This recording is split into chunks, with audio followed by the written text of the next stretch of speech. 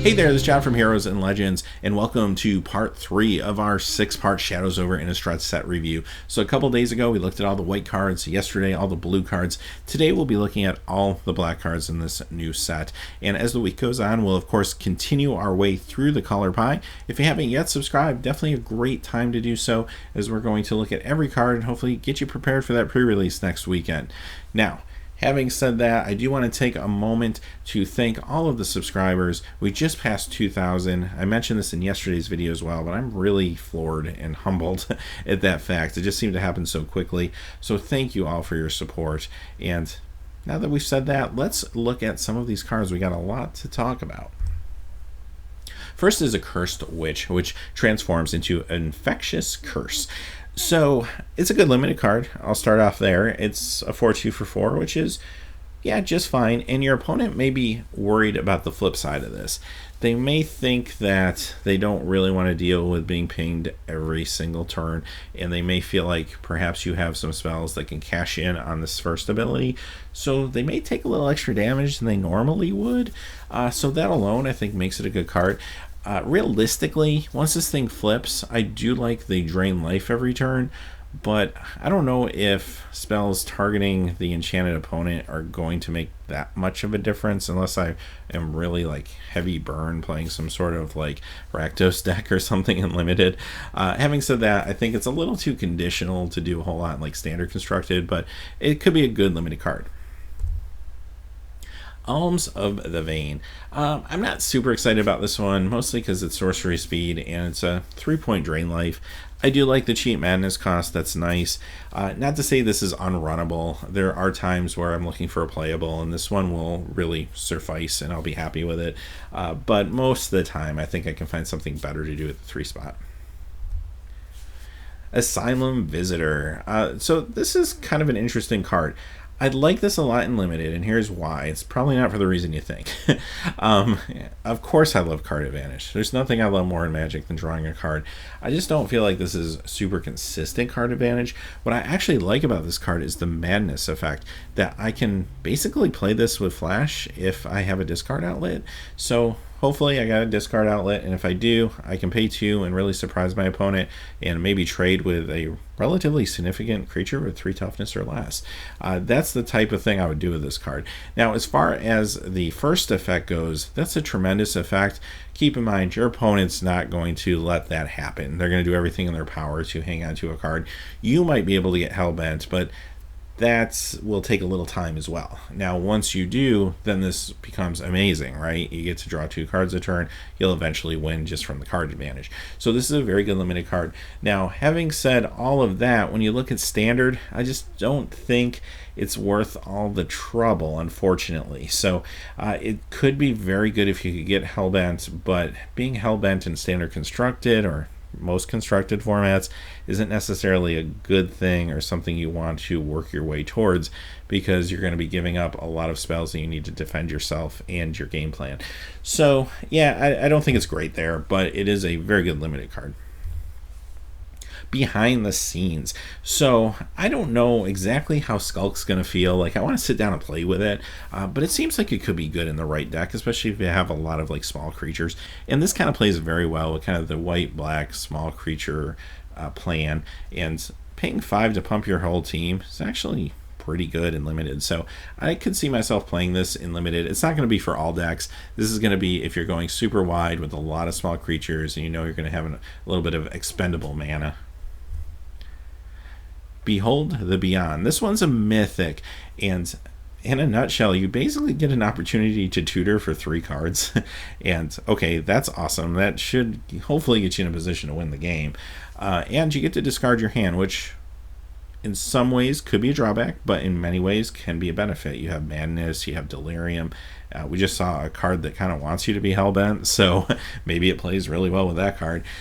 So this is going to be fine for you in limited. It's a little pricey, costs 7, but when you get there, I think it's going to be well worth it. It's going to really put you in a position to hopefully close out the game in a lot of cases.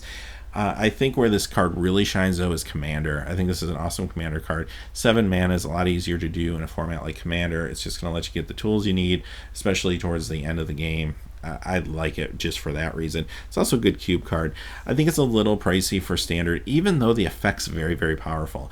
There could be maybe a black-blue control deck at some point, maybe post-rotation, that wants to do something like this, but it would have to be a control deck that's able to live for a while and get their land out there, and control decks don't really like to be hellbent, so that's kind of a nombo. So I don't know.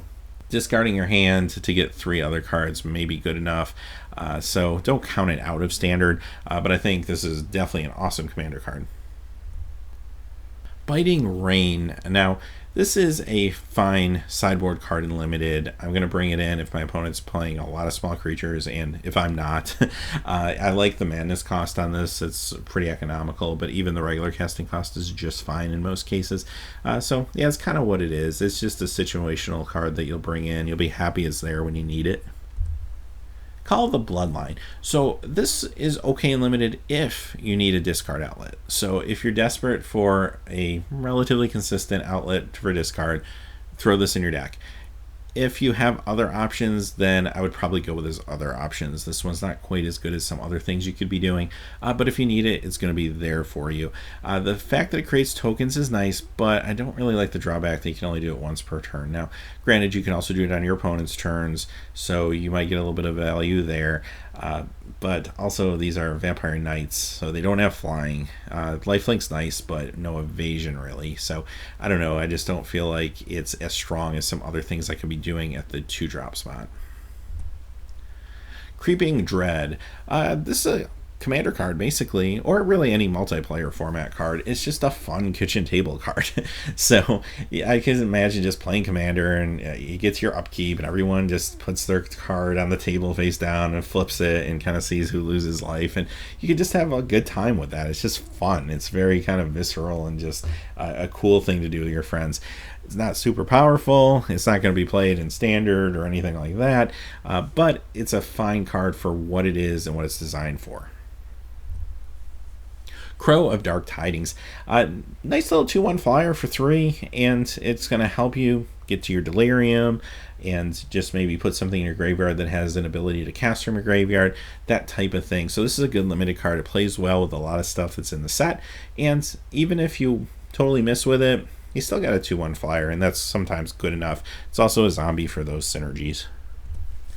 This card is Dead Weight. This was actually printed in the first Innistrad, and when I played it back then, I kind of used it as a removal spell. It was sort of a sorcery speed black shock, and it could take out a lot of creatures. This time around, I'm going to be a little more thoughtful. I may actually tend to use this just to shrink creatures to make them more manageable so they don't end up in the graveyard, and I think that's great design when you bring back a reprint like this that even comes from the same world, but now you're completely thinking about it in a different way. Now, having said that, black sometimes just needs to remove creatures. They don't have a lot of ways to exile creatures like some of the other colors do, so they might just have to use destroy effects or these minus effects and kind of bite the bullet and deal with it. So it's still going to be good to destroy creatures, but think about how you use it when you use it. In the previous block, it was actually standard playable, and it could be standard playable in the right decks now, maybe as a sideboard card to deal with some of the more aggressive game plans. Next is Diagraph Colossus, and this is kind of the black zombie lord for the set, and it's actually quite good. I mean, paying 3 for a 2/2 is fine, but if you have some zombies in your graveyard, then it's going to come in bigger, and every time you cast zombies after that, you get a token. That's actually kind of awesome. So even if I'm playing a fair amount of zombies in Limited, I'm going to be very happy to run this. And in Standard, I don't know, is there a zombie deck that will happen in Standard? I kind of hope there is. If there is, I'm sure it's going to want 4 of these, and this is the type of card that could make that possible. So I guess it remains to be seen, but if there is that style of deck, this will be a big part of it. Next is Elusive Tormentor, which transforms into Insidious Missed. So I like this card a lot, actually. You get a 4/4 for 4, and you get a discard outlet right there on the front of the card. Okay, that's pretty cool. And then when you do flip this card, it's a hexproof indestructible, can't block, can't be blocked. It reminds me a lot of Invisible Stalker. So if you played with that card in the previous Innistrad block, you know that that was a beating. So the problem with that card was, I believe it was uncommon, so it showed up a whole bunch in Limited, and you just put some equipment on it and it was basically game over. So this makes you work a little bit harder for that, But I think if you can flip this thing and put some equipment on it, I think it's basically game over. So there are ways, of course, to deal with it, but they're few and far between, and it could win you just some games just outright. So this is fantastic and limited. It's a bomb. You're going to be very happy to play it. I'm glad it's at the rare spot, not the uncommon spot. And as far as standard goes, I think it could be just as good as standard, quite honestly. This is a strong card, and you throw a little bit of equipment on this or an aura or something, and you can just ride this to victory. I like this quite a bit. I also like the fact that you have the option of flipping it back if you need a blocker or something in a pinch, but for the most part, I think this card is all about just getting in there for some damage. Now, like I said, it takes still a little bit of work, but I could see a whole deck in standard just based around flipping this thing and putting something on it. So keep an eye on this one. It'll be a big card. Also good in other formats. I'd love to put this in a cube, and you know you'll see this in commander decks as well. Ever After. So this is kind of like the lone reanimation spell in the set, which is maybe a little surprising. But I think Wizards is trying to be a little more conservative with the strict reanimation spells. So this one costs 6. You get to pull a couple things out of your graveyard. So it's actually pretty decent, and will do a little bit of work for you in limited. I wouldn't mind running this in limited at all. It is card advantage. As far as constructed goes, I want to thank Omar Plays MC for reminding me. We were talking in the comments of the previous video about necromantic summons, which actually is still going to be in standard because it's in Magic Origins, which is actually a better reanimation spell. Only cost a black and 4, and it can even potentially bring the creature in with 2+1/+1 counters if you have 2 instant or sorceries in your graveyard. So that card actually could be quite good in some sort of standard reanimation situation. Now, this card I think is just going to be outclassed by that card, so it probably won't see a whole lot of like standard play, but it's going to be fine for you in limited. You'll be very happy to run it there. Farbog Revenant. This is just a small little creature. It's going to be okay for you at times in limited. It probably won't always make your cut, but here's what I like about it. First off, it's a spirit. You don't see too many black spirits. There's a couple in the set. But secondly, just the Skulk Lifelink combination I think is interesting. It's a way to get a little bit of damage across, but also gain a little bit of life, and it could be annoying if nothing else, and maybe help you win a game here and there. So not a bad limited card at all. Like I said, it just depends on what your deck's trying to do. You won't always run this, but it'll be okay in some builds. From Under the Floorboards, this one I like a lot. Here's why. If you look at it face value, it's okay. I mean, it's a sorcery speed spell. Get yourself 3 tokens. They come into play tapped and you gain 3 life. Okay. Where this card shines, though, is the madness cost. If I can play this for madness at instant speed or quasi-instant speed, that's a whole other story. So if I have a discard outlet at the end of my opponent's turn, I play this for madness. Maybe I throw down 4 or 5 zombies, and there, boom, I untap them. I gain 4 or 5 life, and now I'm attacking in with these tokens. That's where this is really going to shine. I really like this card quite a bit, and phenomenal card for limited. Whether you're able to cast it for the madness or not, it's going to be good for you in limited. I think because of the madness ability, this will see standard play. So watch out for this one. I think that this is also just another card that you want in your cube just to kind of play around with, and also another good kind of zombie matters card for a zombie commander deck. Ghoul Caller's Accomplice, another good limited card. It's a grizzly bear with upside. That's always good. So I don't mind playing those. I like 2 drops, so I get a 2/2 for 2. And eventually when this thing dies, or maybe it ends up getting milled or whatever, shows up in my graveyard, I can still cast it and get a 2/2 token. And notice the token does not come into play tap, so that's kind of nice. Yeah, you can't use it as a combat trick, though. It has to be sorcery speed, but still pretty good. And I'd be more than happy to run maybe even a couple of these in my limited deck. Ghoulsteed, not quite as excited about this one. It is a discard outlet if you're really desperate for a discard outlet, and it does come back from the graveyard, which is also a thing that could be important. But I feel like I almost want to just get this thing in the graveyard and play it from the graveyard for 3. And I don't know how consistent that's going to be realistically. Once it's out, if I'm playing this on turn 5 or 6 as a 4/4, at that point it might become obsolete, and it just doesn't have evasion. So I don't know, there might be better things I could be doing with my 5-drop. So I don't know, it could just depend on how confident I am that I can get this thing in my graveyard early. If I felt like I really could, maybe I'll run it. If not, I could probably find something better at the 5 spot. Giss's Bidding. And this one is a very good limited card. Here's what I like about this. Again, it goes back to the madness. Because I can play this potentially on my opponent's turn if I have a discard outlet, now it becomes a combat trick, and that's exciting for me. That is much more interesting than just the regular face value version of this card. So if I can do that, yeah, I'm going to run it. If I can't do that, still not the end of the world. I'll take my 2/2/2 tokens and be happy with it in limited, but I really want to use this as a combat trick. Grotesque Mutation. Speaking of combat tricks, this is a very good one. So it's a lifelink and a nice pump, and I don't mind running at least one of these probably in a limited deck. Heir of Falcon Wrath, which transforms into Heir to the Night. Now, this card feels pushed to me. I mean, we all remember Delver of Secrets, and this is a little bit different, but it has a lot of striking similarities. So first off, okay, it costs one more than Delver. You get a 2/1, so it's slightly bigger. But discarding a card is a pretty easy way to transform this thing, and it's actually much more consistent than Delver, especially in formats like Limited or Standard.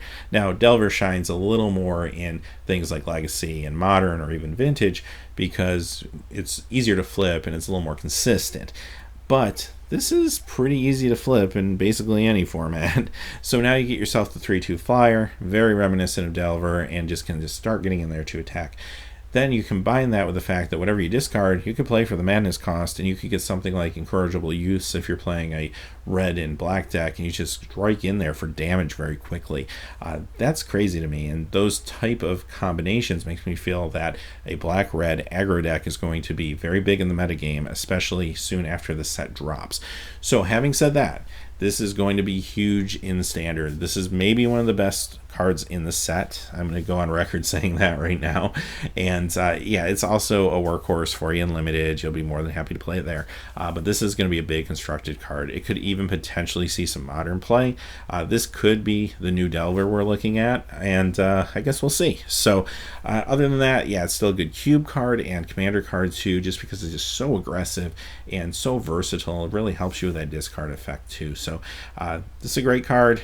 Get your foils of this one. I think they are going to be highly sought after. Hound of the Farbogs. Okay, so 5/3 for 5, not super exciting. But if I have Delirium, 5/3 Menace for 5 becomes a little more exciting.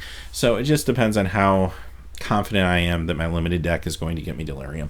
If I think I can get there by turn 5, then yeah, I might run this. If I don't think I can get there by turn 5, I might find something else. Indulgent Aristocrat. So this is interesting. It's really cheap. It seems like it's asking a lot of you, though.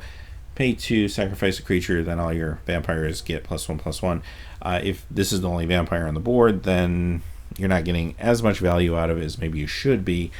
But keep in mind, there are some good synergies in Limited with this. There's a lot of creatures that can be cast from the graveyard that you might be able to start to create a loop where you cast it from your graveyard or get it back to your hand from your graveyard, put it back into play, sacrifice it, and keep growing your vampires, even if it's just this one creature with lifelink. And I know that might be actually pretty decent. So I'm not running this in every deck, but if I feel like I have enough of those cards that return from my graveyard, I might try it out. It might steal me a game. Kindly Stranger, which transforms into demon-possessed witch. I love this art. This is incredible. So that's my favorite part of the card, I think. Now, a 2/3 for 3, okay. If I think I can get Delirium, this becomes a little better, a 4/3, and it destroys a creature. Like I said before, just remember, with Destroy, it's going to the graveyard, so Destroy is not as good in this set as it is in other sets. But black doesn't have a whole lot of options, so this might be one of your few options for removal. If it is, you're going to play it, and you're going to kind of smile through it and deal with it. It's not fantastic removal because you're jumping through some hoops to get it flipped, but it also can perhaps make your opponent think twice about what cards they're going to play and when they play them, because they know this is sitting on the board and has the potential to eventually remove something.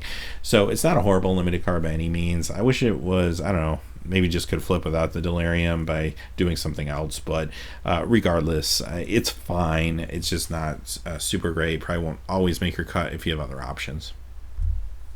Next is Liliana's Indignation, and what I like about this card is the fact that it does kind of let you mill yourself for maybe a substantial amount of cards, and that's going to fuel a lot of strategies that you see in this set. So if I'm going with a strong maybe delirium strategy, or I have a lot of stuff that I can kind of use from my graveyard, then yeah, I'll probably play one of these in limited. The damage effect is a nice side effect, and once in every great while might help you win a game, but I'm more interested in the mill effect and just turning on other stuff. So in that regard, it's going to be good. If there's a deck in standard that's looking to do something like that, it could see some standard play. I'm not really sure if that deck will exist yet, but there's at least some potential. Macabre Waltz. Now, this was printed originally back in Dissension, and then it made a reappearance in Magic Origins. It wasn't super great in Magic Origins. It was actually a lot better when it was in the Dissension block. I think it's going to be really good this time around, though, just because you have a lot of targets in your graveyard, and it's helping you discard a card, and it only costs 2. So I think all that added up means this is going to be a pretty good limited card, and it's more of a almost must-run in this block as opposed to what we saw in Magic Origins. Markov Dreadknight. So this is the black intro card for that particular intro deck. Now, this is actually a pretty good one. I'm paying 5 for a 3/3 with flying, and I'm also getting a discard outlet. And even if I discard just one card, now it's a 5/5 flyer. 2 cards, it's a 7/7 flyer. I'm actually pretty excited about this in limited. It's probably asking a little too much for standard at the 5 casting cost point, but this is going to do a lot of work for you in limited. I actually like this quite a bit. It's one of my favorites probably from those intro deck cards. Merciless Resolve. Now, this is a lot like Altar's Reap. It costs 1 more, but it gives you the option to sacrifice either a creature or a land instead of just creature, so it opens up some of the versatility. I think this is still a very good card. Usually you'll be sacrificing a creature that's maybe being targeted to be destroyed anyway, but again, sacrificing a creature in this set, less of a drawback because you could potentially be giving up something that you can recast again. That's very common, so there's a lot of upside to this, which makes this an even better card than it would have been in other sets. And hey, drawing 2 cards is drawing 2 cards, so I think this is very strong. I wouldn't hesitate to run even maybe a couple of these in my limited builds. Mind Rack Demon. Now, this card was in the dual decks. I got to play with this one a little bit, and I don't know, I felt a little underwhelmed by it. Maybe I'm too greedy. It only costs 4, and it's a 4/5 flying trample, so maybe that should have been good enough for me, but I don't know, for some reason it just wasn't. I guess I wanted like a 5/5 at least for the fact that it had trample. I don't know. So it does put cards in your graveyard, and that's going to be important. As far as delirium goes, if you have trouble getting delirium, sometimes this card might get stuck in your hand, and you really want to play this like as fast as you can. And if you don't have delirium, it gets a little bit awkward. So this is a mythic, and having all that aside, let's face it, I'm going to play it in limited. It's not like I'm not going to, but I don't know, it just doesn't feel as smooth as maybe some other cards, but it's still going to do work for you in limited and be just fine. Having said all of that, of course, I don't really see it doing much in standard. Morkrut Necropod.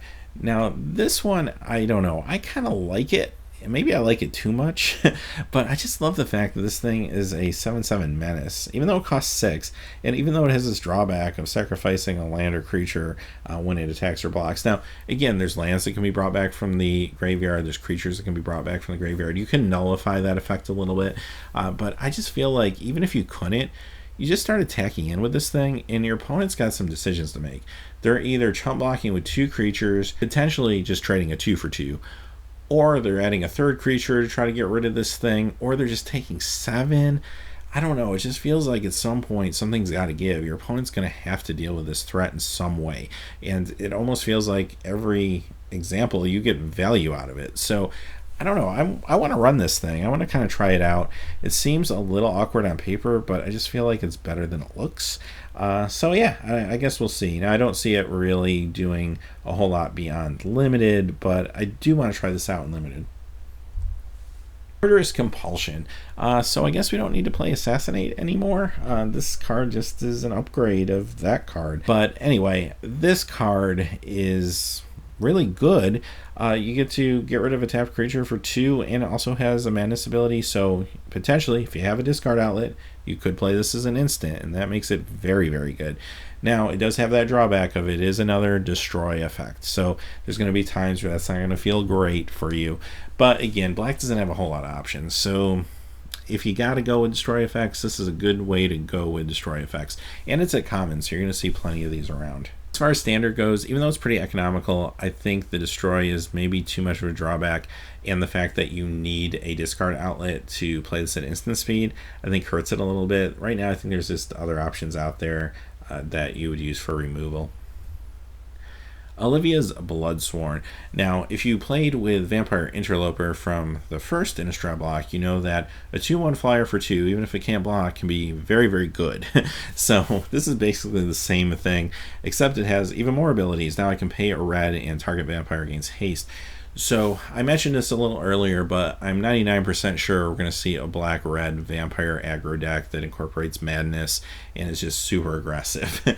And this will be part of that deck, I think. This is a really strong card, and it helps enable other cards and makes them better as well. In limited, even if you don't have other vampires, you know what? This is still good on its own. You'll be happy to play it. This is an uncommon. You'll see a fair amount of these going around in a draft. Rider of Triskaid. Now, this is a 3/3 for 2 with Skulk. Yeah, sign me up. This is a fantastic limited card first off. Now, when it comes to the battlefield, the drawback is you got to discard a card. But we've talked, and we know at this point that's not always a bad thing, right? So I think this is good enough to perhaps even see some play in that aggressive black-red deck. Now, it's not a vampire, it's a spirit, but it might not matter. It's just so economical for 3, and it could help turn on another madness creature. So I think it could get there.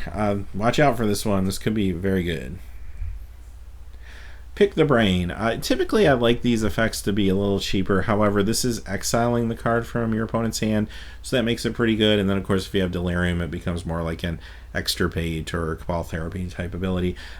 This is a good card, though, and you're not going to play it all the time in Limited. If you're trying to be more aggressive, you're going to skip this and just play another creature. But if you're a little more methodical, controlling, you have a build like that, then this card will be fine for you. You could see some standard play as well, as maybe even post rotation, just to help see your opponent's hand, and in some cases maybe even be able to see their entire deck. There's something to be said for that information as well. So keep an eye on this one. May see a little bit of play even if it's sideboard play.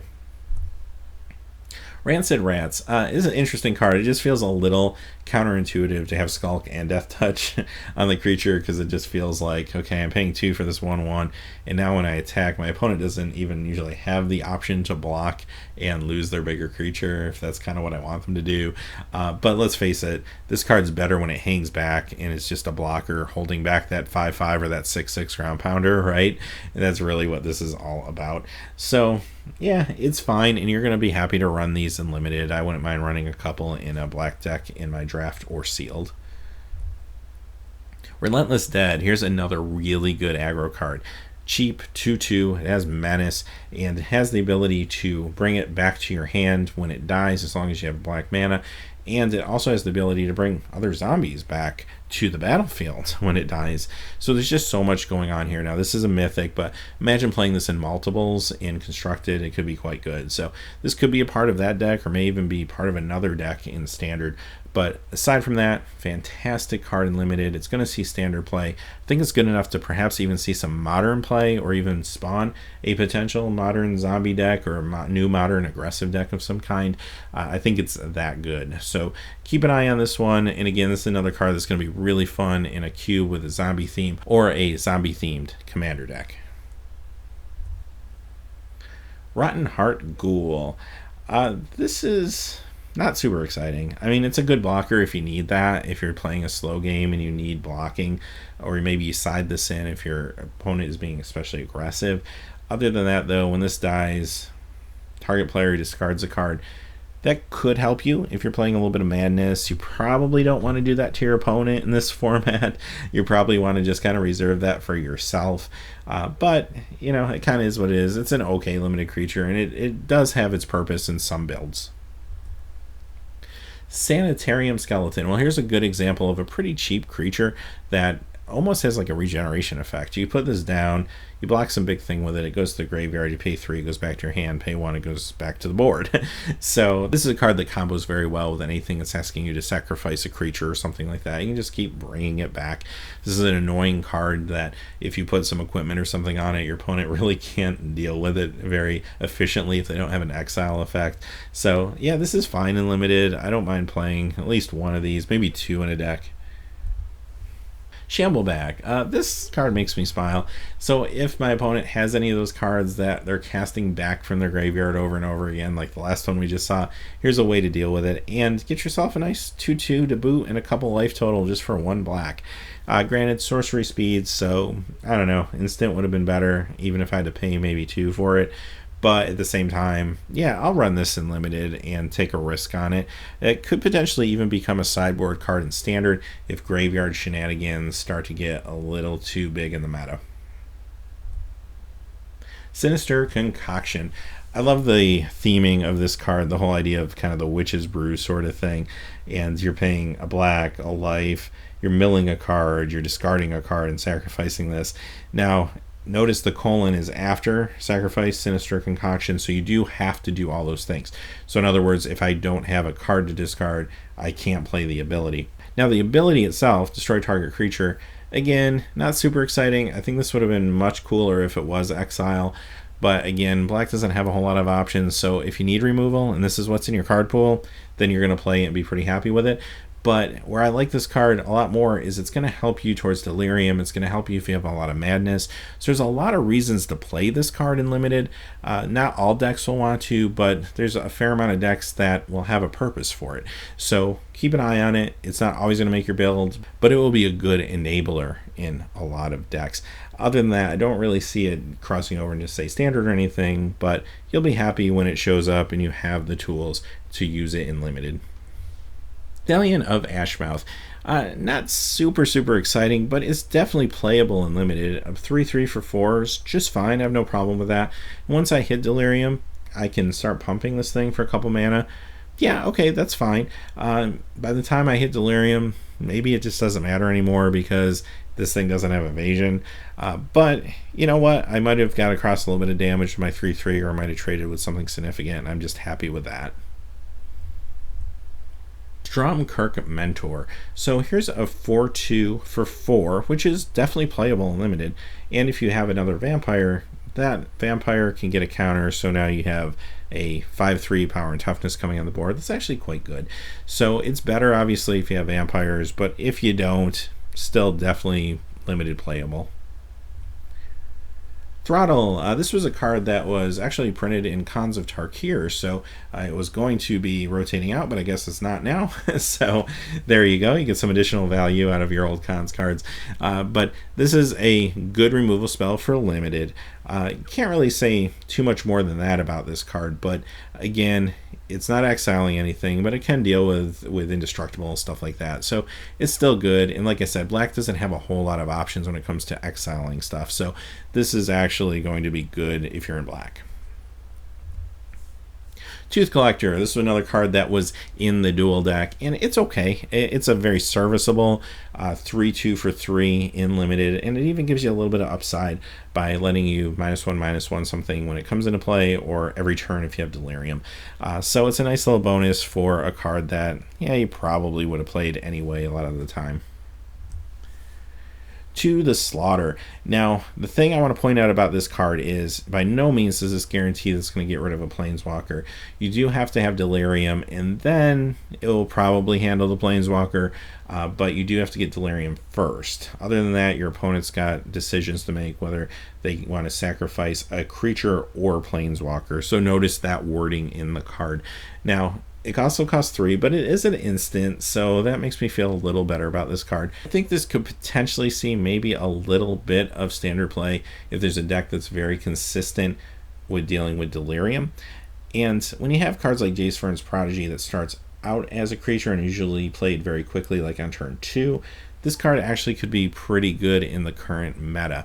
Also, yeah, I'm going to play this in limited, even though most of the time I won't have to deal with a planeswalker. It is still creature removal, and it's a sacrifice effect. Not super great if my opponent has a lot of creatures to choose from, but it might just be good enough if I need it. Triskaidekaphobia. So if you're not aware, that means the fear of the number 13. And my favorite part of this card is the art. If you look closely at it, everything is in groupings of 13, and you see the person like running out of the room, running out of the cabin. So that's actually kind of awesome. As far as the card goes, fun kitchen table magic. You can play this in Commander, you can play this in some sort of multiplayer Highlander or what have you, and it's going to be a good time. It's just one of those cards. It's not super powerful, but you just get to mess around with people's life totals and inch them closer to 13, and it really takes on the whole idea of the fear of the number 13. It's just a fun card, and I'm glad they made it. It probably won't get tons of play other than in just fun formats, but it's still really cool. Twins of Mauer Estate. Now, paying 5 for a 3/5, not exciting, but paying 3 for a 3/5 is pretty good. So if I'm in limited and I am pretty confident I'm going to be able to discard this thing on like turn 3, I might run it. I don't think this is going to be one of the cards that's part of the black-red aggressive standard build or anything like that. I think it's just a little too clunky for that, but it'll be okay for you in limited. Vampire Noble. Speaking of okay limited cards, this is another one. Much like Tooth Collector, it's a 3/2 for 3. This time you just don't get any upside, but it is still a vampire, and that does matter. And a 3/2 for 3 is just good enough sometimes. Last card of the day is Vessel of Malignity. Now, this one's okay. I'm not super excited about it. I mean, you pay 2, and then you pay another 2, sacrifice it, and your opponent exiles 2 cards from their hand. So that's good. Doesn't go to their graveyard. It can be played at sorcery speed, which is to be expected. But I don't know. I just feel like most of the time I have better things I could be doing. Black is a very aggressive color in this set, and it just seems to want to be aggressive, and this kind of slows down that whole plan. Now, there are probably some black-blue builds that are more controlling. Then that might make sense to run a copy of this or so, but usually you probably will leave this in your limited sideboard. I do think it isn't really doing quite enough for standard, but yeah, it can work in some decks in limited. Alright, well, having said that, those are all the black cards, so we're like halfway there. Tomorrow we'll be back with all the red cards in Shadows Over Innistrad, but until then, hey, as always, thanks for watching. Please remember to like and subscribe, and have a great day. Hey, thanks as always for watching. This video, like all my videos, was made possible by the generous support of viewers like you on Patreon. Even a donation of $1 helps me to keep growing this community and creating better quality videos for all of you. Check out our Patreon page for exclusive giveaways and future goals for the channel. If you haven't had a chance yet to subscribe, hit that subscribe button so you don't miss any of the MTG news, spoilers, set reviews, product openings, or finance videos on Heroes and Legends. Talk to you again soon, and have a good day.